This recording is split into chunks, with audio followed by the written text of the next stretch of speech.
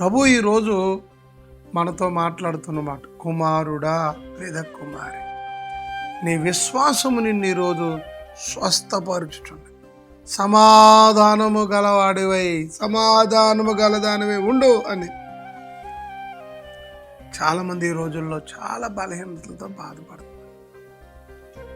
ఏంటికి వెళ్ళి చూసిన ఏదో బలహీనత, దేవుడు ఈరోజు స్వస్థపరుస్తుంది. షుగరు, బీపీ, ఆమె 580 షుగర్ వచ్చేసిందట. వాళ్ళు అన్నారు, దేవుడైనా నన్ను స్వస్థపరుస్తుంది.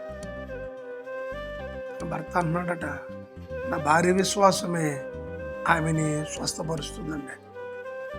విశ్వాసం గొప్పది తల్లి. నీ జీవితంలో స్వస్థత జరగాలి అని అంటే విశ్వాసము, నమ్మకం చాలా విలువైనది. ఈరోజు కూడా ఇక్కడ రక్తస్రావణ కలిగిన స్త్రీ 12 సంవత్సరాల నుంచి బాధపడుతుందట. చాలా తిప్పలు పడింది, చాలా వైద్యుల దగ్గరికి వెళ్ళింది. తన దగ్గర ఉన్న ధనమంతా కూడా అయిపోయిందట.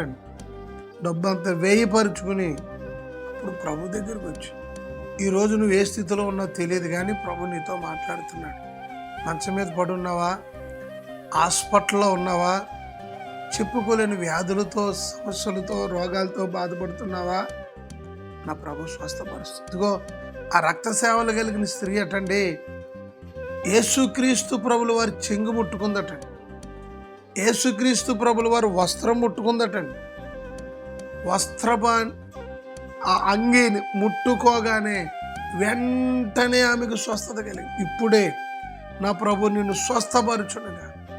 విశ్వాసము గలవాడవై ప్రార్థించు, విశ్వాసము గలదానివై ప్రార్థించు.